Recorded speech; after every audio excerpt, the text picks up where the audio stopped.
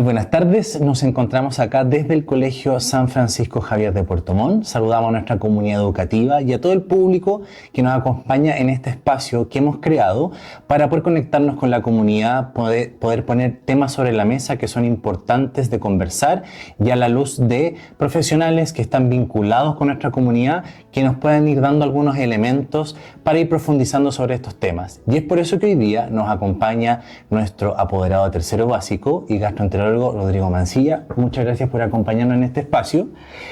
¿Cómo estás? Muy bien.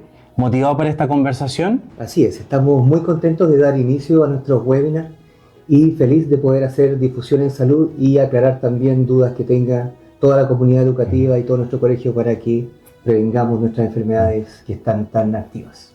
Y ese es un tema muy importante porque además hoy día en la contingencia está puesto el tema de el aumento de los contagios de infecciones respiratorias, cuadros virales.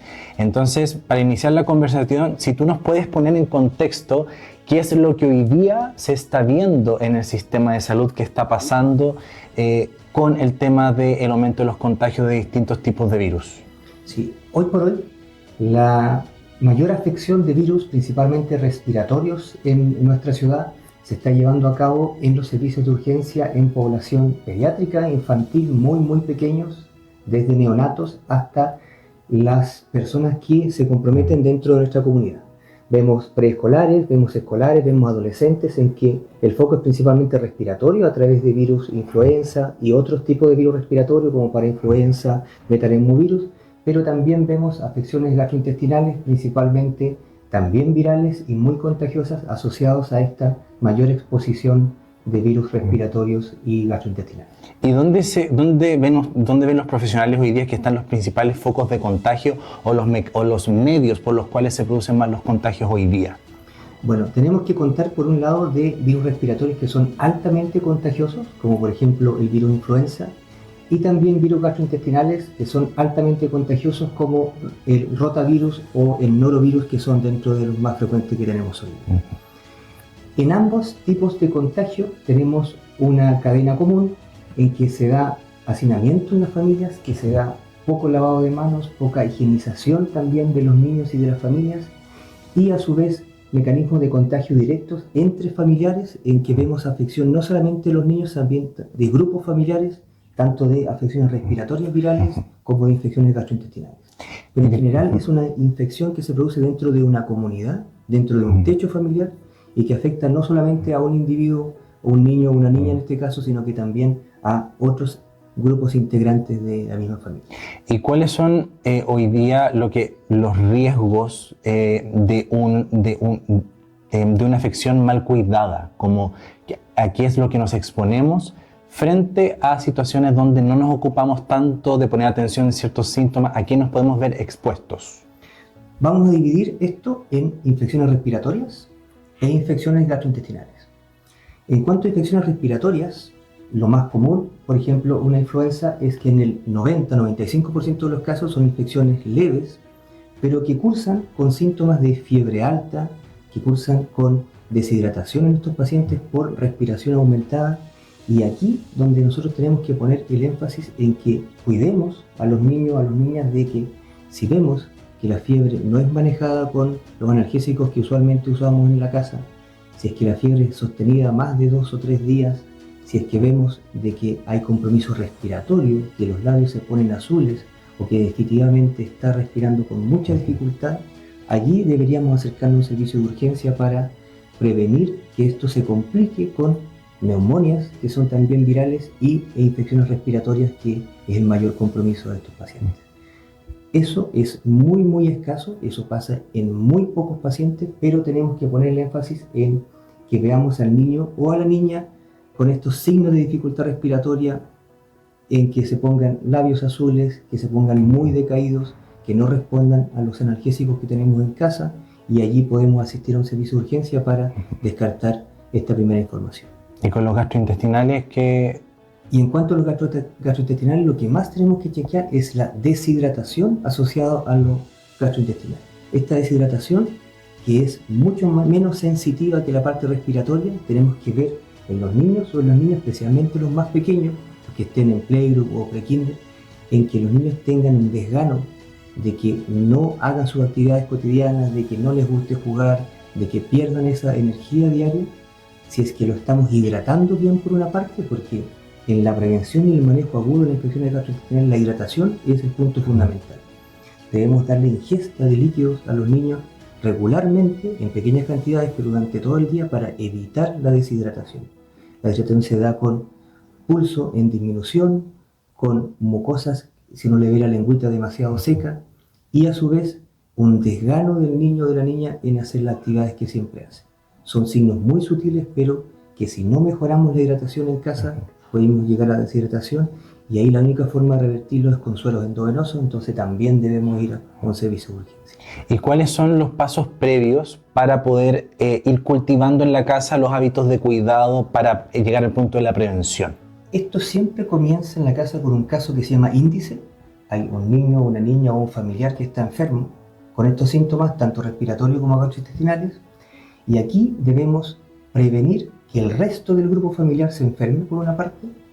En cuanto a virus respiratorios, ventilación importante de los domicilios, abran las ventanas en las mañanas, ventilen para que el aire circule, tengan aire limpio en casa, y a su vez, en cuanto a infecciones gastrointestinales, harto, frecuente y siempre seguro lavado de manos.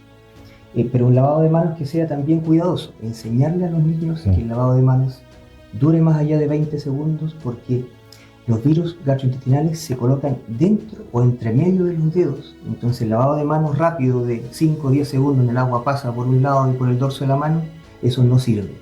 Tienes que lavarte con cuidado las manos, enseñarle a los niños a mezclar los dedos con el agua, con jabón, y asegurarse de que las manos queden secas, porque también en las zonas húmedas es donde se acumulan los virus, tanto respiratorios como gastrointestinales. ¿Y qué es lo que tú has visto en tu experiencia? Como, ¿cuáles son esos, hablando de estos hábitos que hay que reforzar en los niños, qué otras acciones hay que motivar en los niños como a modo de conciencia respecto cuando están en el colegio? Como qué actividades ellos, además desde el lavado de manos, qué otras actividades ellos pueden realizar de modo de prevención? Una de las cosas que nos dejó de enseñanza la pandemia fue que ante el menor síntoma respiratorio, moco, alguien con fiebre en la casa, o que en la casa haya alguien con influenza, por favor, el uso de mascarillas.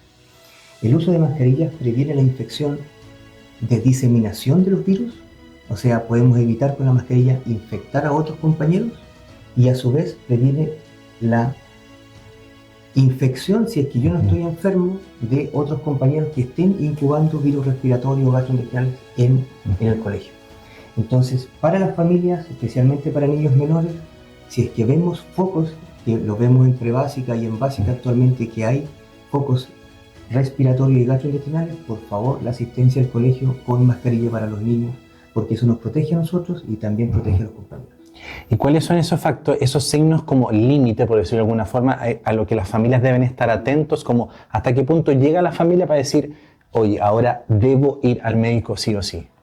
En el caso de insuficiencia respiratoria, cianosis peribucal, o sea que los labios se pongan azules, que haya un desgano del niño o de la niña, pensando en deshidratación de la parte gastrointestinal y pensando en insuficiencia respiratoria en la parte respiratoria, en que el niño no responda a sus actividades o no quiera comer.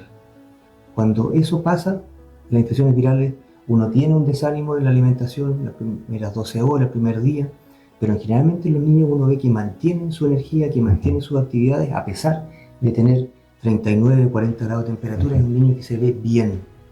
Cuando vemos que esta temperatura no responde al uso de paracetamol o de otros antipiréticos en la casa, cuando ya llevamos un día, 2 días de fiebre y el niño claramente se ve desganado o se asocia a esta azul de la cara o empieza a comprometerse los músculos del cuello, allí es donde debemos consultar. Antes de eso, si el niño se encuentra jugando y la fiebre lo manejamos en la casa, no hay ningún problema que se mantengan en la casa, y siempre lavado de manos frecuente para eliminar los virus y ventilar los domicilios. Y hemos conversado sobre las acciones que podemos hacer en casa, qué es lo que a los niños se les puede inculcar acá en el colegio. ¿Qué ves tú hoy día como profesional, que como sociedad también respecto al tema del cuidado frente a este tipo de afecciones, sobre qué nos falta tomar conciencia?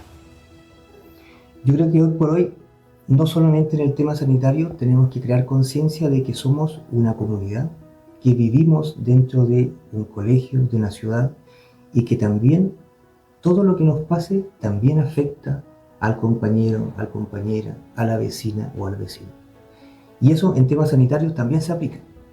Si es que yo estoy enfermo, por ejemplo de una influenza y tengo un virus respiratorio y no uso mascarilla, ando diseminando el virus y ando contagiando al resto de mis compañeros. Si es que yo tengo un virus gastrointestinal, estoy con diarrea, con vómitos, me siento bien, fui al colegio y no me lavo frecuentemente las manos, o al no lavarme las manos uso utensilios de otras personas, eso también es un mecanismo de contagio. Entonces lo que tenemos que buscar siempre es una conciencia de protegerme yo por un lado, sentirme bien yo, y en la medida que yo estoy bien también proteger a otros de que se infecten con lo que yo tengo. Entonces yo te diría conciencia del sentimiento colectivo de que estas enfermedades también no son únicas, individuales, sino que nos afectan a todos.